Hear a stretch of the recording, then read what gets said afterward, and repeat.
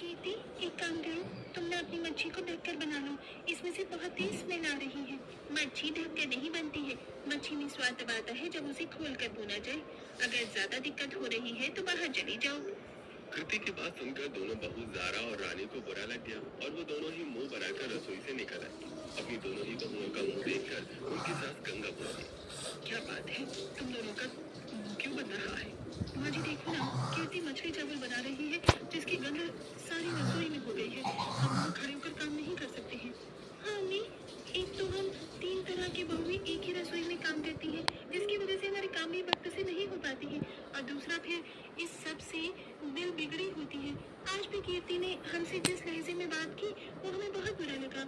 हाँ माँ जी, ज़रा बिल्कुल सही बोल रही है। हम तीनों एक ही रसोई में काम नहीं कर सकते हैं। आप हमारी रसोई अलग अलग करवा दो। अरे बहू, क्या तुम जरा सी बात पर टेंशन ले लेती हो? कोई दिल बिगड़ी बिगड़ी नहीं हो रही है। और अगर तुम लोग हिसाब से काम करोगी तो सारे काम हो जाएंगे। गंगा ने ऐसे बोलकर बात को खत्म कर दिया। ये कहानी है गंगा के परिवार की, जहाँ एक ही घर में 3 तरह की बहुएं रहती थी। गंगा एक हिंदू औरत थी जिसके परिवार में रानी उसकी हिंदू ही बहू थी, जारा मुस्लिम और कृति बंगाली बहू थी। तीनों बहुएं गंगा के घर में एक साथ ही रहती थी, लेकिन एक ही रसोई में उनका काम कर पाना मुश्किल था। ऐसे ही एक दिन कीर्ति, मैं अभी कुछ देर बाद यहाँ से हट जाऊंगी। बस ये 2-4 पूरी रह गई हैं, तब तुम काम कर लेना। अरे कब से रानी भाभी, आपको 4-2 पूरियां ही रह गई हैं। कब बनेंगी ये? मुझे भी मेरे पतिदेव को मछली बनाकर देनी है। कृति ने ऊधम मचाया हुआ था, जिसका नतीजा ये आया कि रानी से अपनी पूरियों पर फोकस नहीं हुआ और उससे उसकी पूरियां जल गईं। ये सब तुम्हारी गलती है कीर्ति, तुम्हारी वजह से मेरी सारी पूरियां जल गई। मेरी वजह से? लेकिन मैंने तो हाथ भी नहीं लगाया इन पूरियों को, तो फिर आप मेरे ऊपर क्यों इल्जाम लगा रही हो? तुम्हें ही लगी पड़ी थी ना कि अपनी मछली बनानी है, मछली बनानी है। अब देखो क्या हुआ तुम्हारी वजह से। ना जाने हफ्ते में कितनी बार तुम्हें मछली ही बनानी होती है। हाँ बनानी होती है, तो आप क्या कर लोगी? मेरी जो मर्जी है मैं वही खाऊंगी। रानी और कृति में ऐसे ही बुरी तरह से लड़ाई होने लगी, जिसका नतीजा ये सामने आया कि किसी के भी पतियों का लंच तैयार नहीं हो पाया और उन्हें ऐसे ही ऑफिस जाना पड़ा। इस तरह कौन लड़ता है? तुम्हारे पति राह देख देख कर आखिर चले ही गए, लेकिन तुम्हारी लड़ाई ही बंद नहीं हुई। गंगा ने अपनी बहुओं को बहुत डांटा, लेकिन उनकी ये लड़ाई जब तक नहीं सुलझने वाली थी, जब तक कि मारेगी।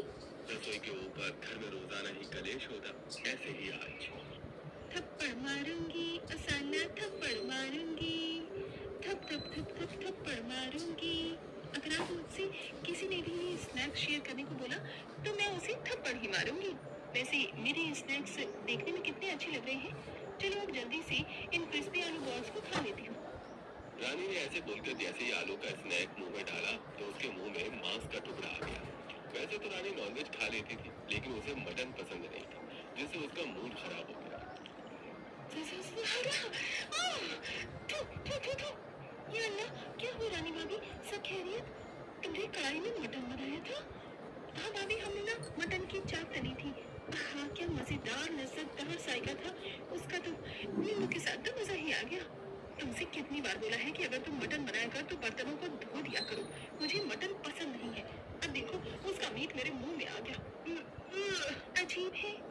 ऐसे ही सिलसिला जारी था। बंगाली, मुस्लिम और हिंदू तीनों बहू एक घर में तो रह सकती थी, लेकिन एक ही रसोई उनके लिए जान की जंजाल बनी हुई थी।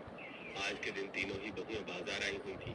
कृति अपना बंगाली लुक बनाकर ही निकली थी, जबकि जारा अबाया में थी और रानी अपने हिसाब से तैयार थी। अरे वाह, कितनी ताजा ताजा सब्जी आई हुई है। आज तो मंडी में मन कर रहा है कि सारी ही ले लूं, फिर उसमें से अच्छी अच्छी सब्जियां बनाऊं। रानी भाभी, जरा जल्दी से खरीदिए सब्जी, उसके बाद आपको हमारे साथ भी चलना है। ठीक है। हाँ तो भैया 5 किलो आलू, प्याज और ये पालक ताजा लग रहा है, ये भी रानी ने सब्जी मंडी से निकलने के बाद कृति बोली, चलिए अब दोनों मेरे साथ चलिए, नहीं तो फिर जो मछली मुझे खरीदनी है वो नहीं मिल पाएगी। कृति ऐसे बोलकर रानी और जारा को अपने साथ मछलियों के बाजार ले आई, जहाँ बहुत सारी मछलियाँ थी और उन सभी की बदबू भी बहुत आ रही थी। कच्ची मछली की खुशबू, बड़े दिन बाद इस बाजार में आना हुआ है। पानी, मेरे साथ उस दुकान पर चलो, वहाँ मिलेगी मेरी पसंद की मछली। कृति के साथ जारा और रानी एक मछली की दुकान पर पहुंची, जहाँ बहुत ही गंदी बदबू बसी हुई थी। ये दुकान, यहाँ ये लोग सांस कैसे ले रहे हैं? मेरा तो दम निकला जा रहा है। या अल्लाह, आज तो लगता है कि दम ही निकल जाएगा। दोनों बहुओं का वहाँ टिकना दूभर हो रहा था। जब कीर्ति ने अपनी पसंद की मछली ली, तब तक वो किसी तरह उस जगह रही और फिर जारा उन्हें अपने साथ मटन और चिकन के मीट के बाजार ले आई। भगवान, ये जगह भी कितनी बदबूदार है।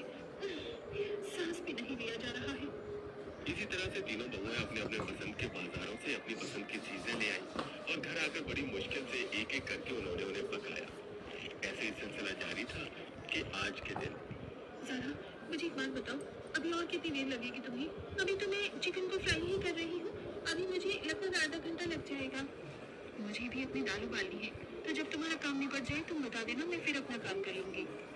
रानी जारा से ऐसे बोलकर चली गई। आज जारा बड़ी ही शांति से रसोई में अपना खाना बना रही थी। लगभग आधे घंटे में ही उसका सारा काम निपटा और मेरा तो काम निपट गया। अब जब मैं सभी चीजों से फ्री हो गई हूँ, तो मैं रानी भाभी को बता देती हूँ कि वो आकर अपना काम कर लेंगी। जारा ने ऐसे बोलकर बेदयानी में गैस को बंद कर दिया और वो रानी को बोलने चली गई। ठीक है ज़ारा, मैं बस अभी तेल लगाकर रसोई में ही जा रही हूँ।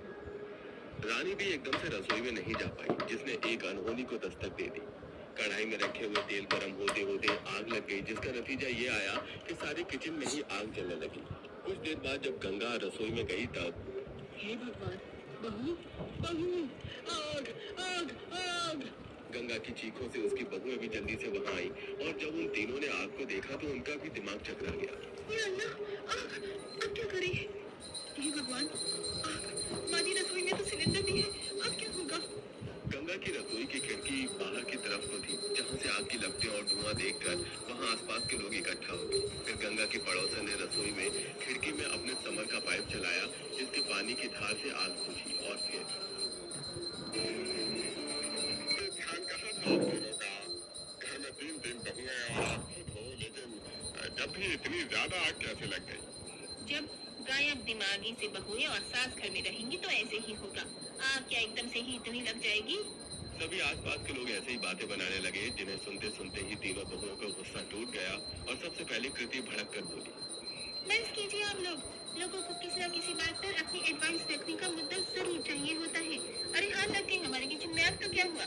वैसे भी आग उससे बाहर करती जो रोजाना हमारे दिलों में लगती है। सही कहा कीर्ति ने। माँ जी, हमें आपसे कितना कहा है कि इस एक रसोई में हम तीनों अलग अलग बहुओं का गुजारा नहीं हो पाएगा। हम अलग हैं, माना घर एक ही है, लेकिन एक रसोई से हमारा गुजारा नहीं होगा। अब आपने आज देख लिया ना कि क्या हुआ। सही कहा हमने इन दोनों ने। एक ही रसोई की वजह से जो आग हमारे दिल में लगती थी वो रसोई में भी लग गई। अब अगर अभी भी आपको समझ न आया हो तो आप हमें इसी रसोई में रखना, और आ गया हो तो इसे कुदरत का इशारा समझो। तीनों ही बहुओं की बात सुनकर गंगा कुछ नहीं बोल पाई। उसे दिख गया था कि उन तीनों का एक ही रसोई में काम करना कितना खतरनाक था। गंगा ने उसी दिन अपने घर में काम छुड़वाया और तीनों बहुओं के लिए एक एक रसोई बनवा दी और फिर वो तीनों खुशी खुशी रहने लगी।